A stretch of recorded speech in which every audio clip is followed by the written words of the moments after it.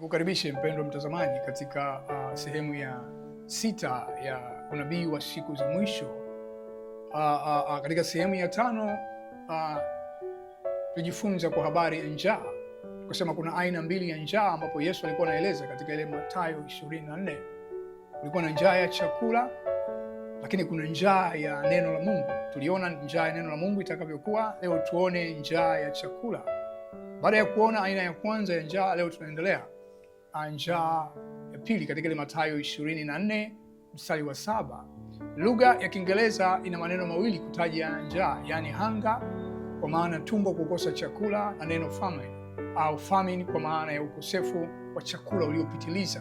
Kwa hiyo famine maana yake ni kubwa kuliko njaa. Hivyo hapa anataja baa la njaa, yani famine, yani ukosefu wa chakula utakaoenea dunia nzima.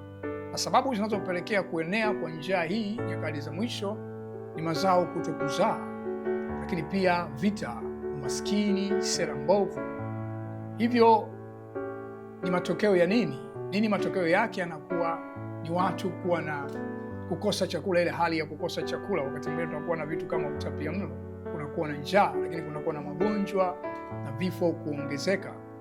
Katika historia ya nyuma, njaa ilirekodiwa katika nchi mbalimbali. Kwa mfano Ireland katika mwaka 1845 mpaka 1850 zao lao kuu la chakula ni viazi, lakini liligoma kabisa kuzalishwa. Kwa hiyo watu waliingia katika namna ya uhitaji wa chakula. Lakini pia Holodomor ambayo ilikuwa ni Ukraine mwaka 1932 mpaka 1933, njaa hii iliua watu, mamilioni ya watu walikufa.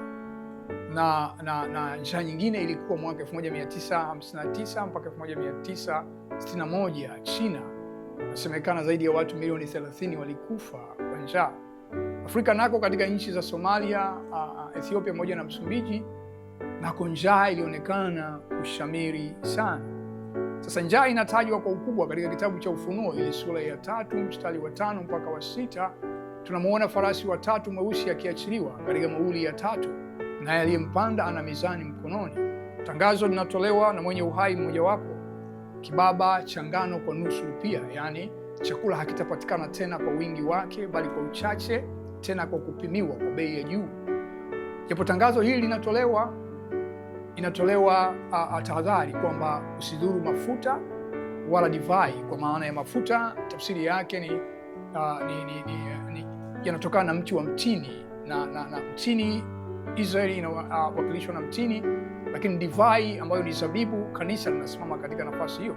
Kwa hiyo katika kipindi hiki Mungu ana utaratibu wake alioweka kwa namna ya kuwatunza Israeli watu wake, lakini pia na kanisa, namna ambayo Mungu atawaficha watu hawa wasipatwe na madhara haya, kama ambavyo Biblia inaonyesha kisa cha nabii wa Mungu Eliya katika kipindi kile cha miaka 3.5 ya njaa wakati wa mfalme Ahab.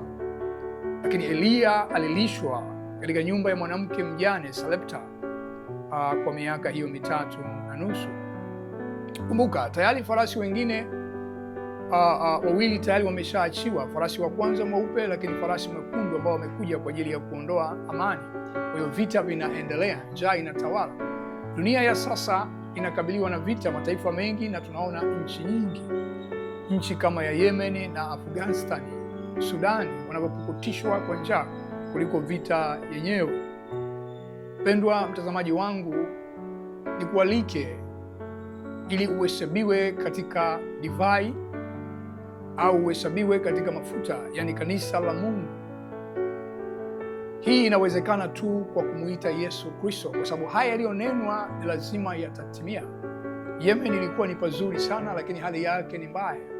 Kwa hiyo hayo mambo unayoyaona kwako ni ya muda, kwa sababu ni lazima yatatokea. Hali itakuwa ni mbaya zaidi. Na je, tumaini lako litakuwa ni nini? Mungu akusaidie uweze kuelewa haya ambayo yanasemwa, ili uweze kujiandaa na kutengeneza maisha yako. Yesu yu karibu kuja. Tukutane katika sehemu nyingine. Amen.